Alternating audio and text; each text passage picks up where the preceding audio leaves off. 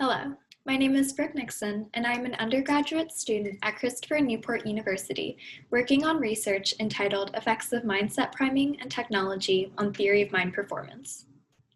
Think of the last time you tried to put yourself in someone else's shoes when they were having a hard time, or figured out what someone was feeling based off of their facial expression, or recognized that a friend held a different political belief than you do. All of these common everyday scenarios and more require you to utilize something called theory of mind.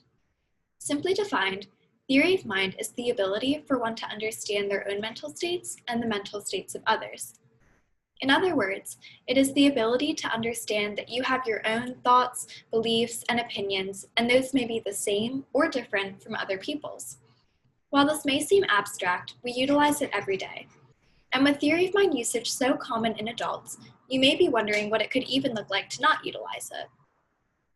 The concept of theory of mind is primarily studied in children, particularly in the preschool age range.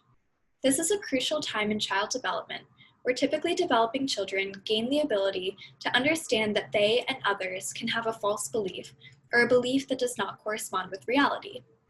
To test if they have this, a child may be told a story like this.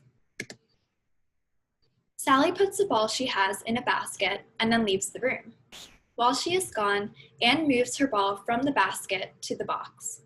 When Sally returns, where will she look for the ball? You and I may be able to easily say that she would look for it in the basket where she left it, but for a young child who has not yet developed theory of mind, answering these false belief questions isn't so simple. Typically, by the time a child is 4 or 5 years old, they can pass these tests, but those 3 and younger often cannot distinguish their own thoughts and beliefs from others, and would instead say that Sally would know to look for her ball in the box rather than the basket in this example. While being able to figure out where Sally would look for her ball might not seem like such a big deal, what theory of mind leads to is significant. That same ability to be able to put yourself in Sally's shoes and think about what she knows versus what you know is the same thing that allows you to understand the stories you read, empathize with your friends, or anticipate an interaction based off of a person's thoughts and feelings. It's an ability that essentially lets you read other people's minds, even if it's something that seems intuitive or obvious. Our research focuses on 2 factors that may impact theory of mind performance in young children. The first is mindset priming.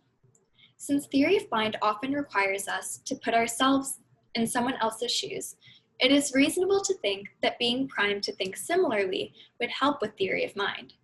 However, humans have a tendency to overimpute their own mental states, which makes it harder for them to truly see another person's perspective. When studied in adults, it was found that those primed with a difference mindset actually did better on perspective-taking tests.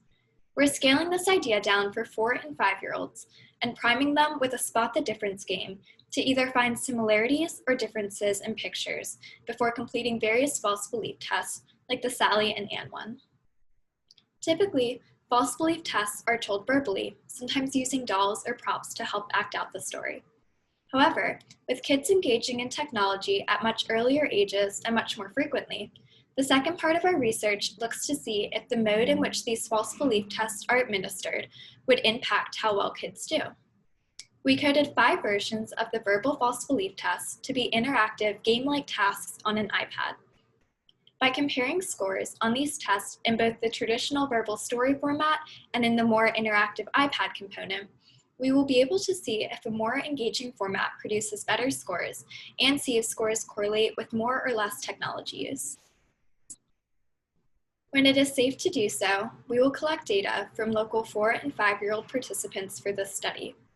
We hypothesize higher theory of mind performance scores of children primed in the difference mindset group, and no specific hypotheses are proposed for the task mode or relationship with technology. I hope you learned something new about theory of mind and some of the factors that may impact it. Feel free to visit these websites to learn more about it, and thank you for watching.